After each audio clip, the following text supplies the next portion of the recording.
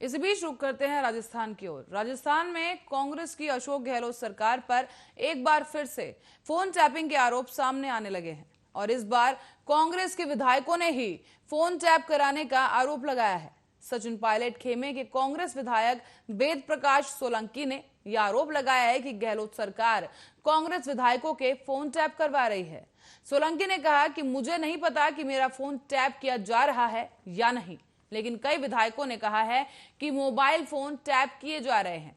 कई अधिकारियों ने उन्हें बताया है कि ऐसा लगता है कि उन्हें फंसाने की कोशिश की जा रही है। विधायकों ने इसकी जानकारी मुख्यमंत्री अशोक गहलोत को भी दी है।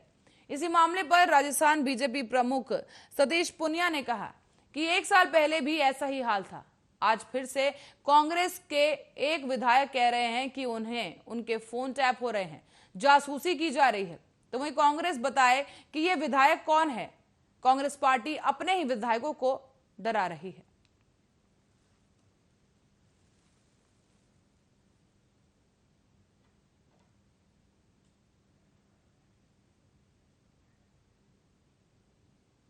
इसी बीच रुक करते अगली खबर की ओर, जहां शिवसेना नेता और राज्यसभा सांसद संजय राउत ने अपनी साप्ताहिक कॉलम में पीएम मोदी और सीएम उद्धव ठाकरे के बीच हुई मुलाकात के बाद लग रहे सियासी कयासों पर रुख साफ कर दिया है।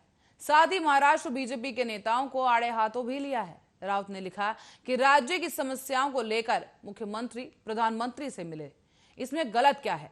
लेकिन बाद में दोनों नेताओं के बीच फिर से अलग से चर्चा हुई। चर्चा के कारण कई लोगों के चेहरे का रंग उड़ गया।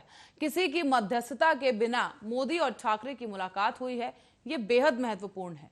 तो वहीं राउत ने आगे भी लिखा कि उद्धव ठाकरे की सरकार बनाते वक्त मोदी और शाह ने कोई बाधा उत्पन्न नहीं की। उन्होंने कहा कि जब महाराष्ट्र में मुख्यमंत्री ठाकरे के नेतृत्व में सरकार बन रही थी, तब प्रधानमंत्री नरेंद्र मोदी और गृह मंत्री अमित शाह ने उसमें कोई बाधा उत्पन्न करने का कोई भी प्रयास नहीं किया था। इसका अर्थ यह निकलता है कि महाराष्ट्र के भाजपाई नेता कभी नहीं समझ सकेंगे।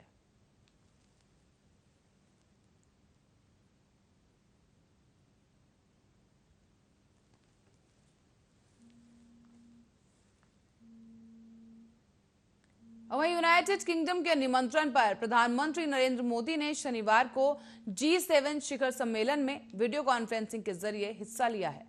पीएम मोदी ने इस दौरान वन वैन वन अर्थ और वन हेल्थ का मंत्र दिया है। बता दें कि जर्मनी की चांसलर एंजेला मर्केल ने इस दौरान पीएम मोदी की तारीफ भी की है।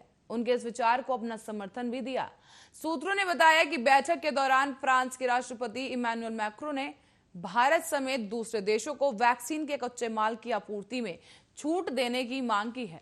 उन्होंने कच्चे माल से बैन हटाने की मांग की और कहा कि वैक्सीन बनाने वाले देशों को इसके लिए कच्चा माल मिलना चाहिए। बैठक में ऑस्ट्रेलिया के प्रधानमंत्री ने वैक्सीन पर भारत को रियायत देने की भी वकालत की है।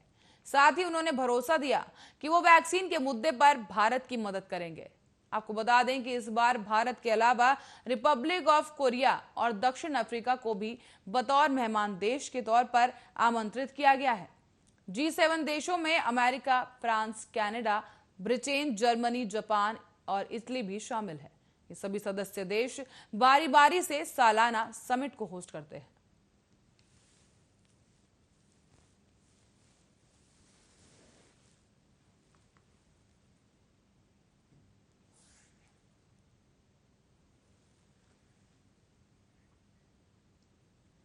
और दिल्ली में कोविड के नए मामलों में लगातार कमी होने और स्थिति के बेहतर होने को ध्यान में रखते हुए अगले हफ्ते से सैलून्स और व्हीकल बाजारों को खोलने की अनुमति मिल सकती है।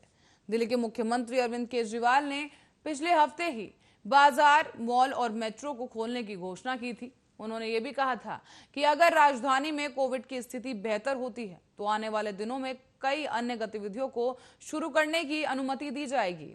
रिपोर्ट्स के अनुसार इस बात की संभावना भी है कि दिल्ली सरकार अगले हफ्ते से सैलून और वीकली बाजारों को खोलने की अनुमति प्रदान करने जैसे कि छूट दे सकती है। इसके अलावा जिम, सिनेमाघर और रेस्टोरेंट्स को खोलने पर भी विचार किया जा रहा है।